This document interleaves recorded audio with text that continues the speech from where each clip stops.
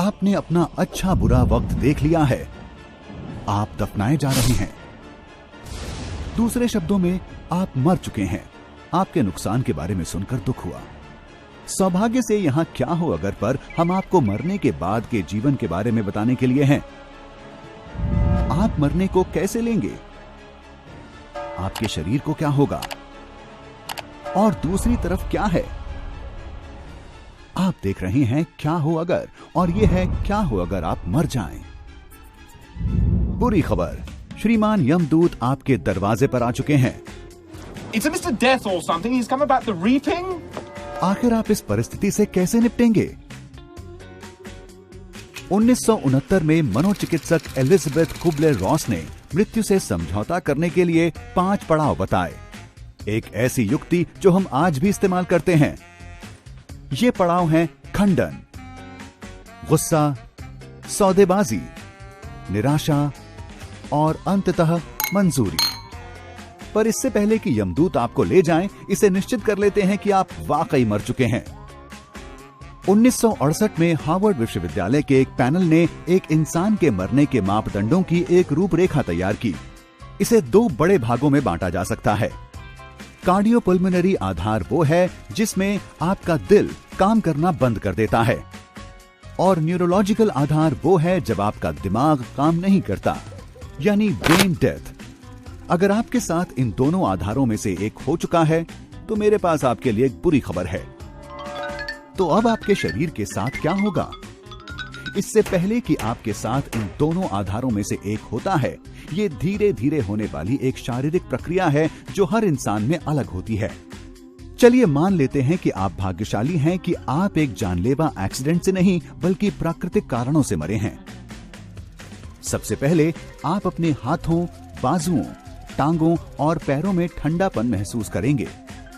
जैसे जैसे आपका दिल खून को प्रभावशाली तरीके से पंप करने की क्षमता खोता जाएगा, आपकी स्किन लाल बैंगनी रंग की होने के साथ साथ धब्बेदार हो जाएगी। इसे मॉटलिंग कहते हैं। आप बहुत ज्यादा सोने लगेंगे और एकांत प्रिय और भावशून्य हो जाएंगे। छोटी छोटी बातें आप भूलने लगेंगे। आपको दिन, महीने, यहाँ तक कि आप कहाँ हैं इसका भी पता नहीं लगेगा। ऐसा केमिकल इम्बैलेंस यानी रासायनिक असंतुलन दिमाग को कम खून पहुंचने की वजह से या फिर इन दोनों की वजह से हो सकता है। जैसे जैसे वक्त करीब आएगा, आप खाना पीना छोड़ देंगे। इसके पीछे ये सिद्धांत है कि मानव शरीर मरने के लिए प्राकृतिक रूप से ऊर्जा बचा के रखता है। इस समय के करीब आप कुछ न समझ में आने वाली चीजें देखना शुरू कर देंगे। तेज रोशनियां, मरे हुए प्रियजन। पर आप असल में क्या देख रहे हैं? मरने के बाद जिंदगी कैसी है? रिसर्चर्स ने ऐसे लोगों जो चिकित्सकीय रूप से मरने से बच गए, उनके केसेस का लिखित प्रमाण लिया और उन सब के अनुभव एक जैसे थे। उन्होंने सुकून का एहसास किया। तेज रोशनियों और दयालु व्यक्तियों को देखने, शारीरिक पीड़ा से आराम आने जैसी चीजों को अनुभव किया था। पर क्या यह सिर्फ एक हैलुसिनेशन यानी मतिभ्रम है? मेलबर्न के सेंट विंसेंट हॉस्पिटल के शोधों के अनुसार ये दृश्य एक इंसान को ज्यादा शांति से मरने में मदद कर सकते हैं और ये आत्म आराम का एक तरीका है। क्या ये हमारा शरीर होता है जो इस अनुभव को थोड़ा सुखद बनाने की कोशिश करता है? ऑपरेशन टेबल पर लगभग मरते हुए उन मरीजों के लिखित प्रमाणों का क्या, जिसमें उन्होंने पुनर्जन्म के गवाह होने का दावा किया है? इन मरीजों ने अपनी मृत्यु के पहले कमरे में होने वाली सभी गतिविधियों की जानकारी दी थी और उनके अनुसार वे मेज के ऊपर तैर रहे थे या कमरे में एक तरफ खड़े होकर सब देख रहे थे। 2008 के एक शोध के अनुसार हार्ट अटैक से बचने वाले 42% लोगों ने ये दावा किया कि जब उन्हें पुनर्जीवित किया जा रहा था तो उन्हें थोड़ा बहुत होश था। इन जीवित बचे लोगों ने बताया कि उन्होंने महसूस किया कि समय बहुत तेज या धीरे हो रहा था।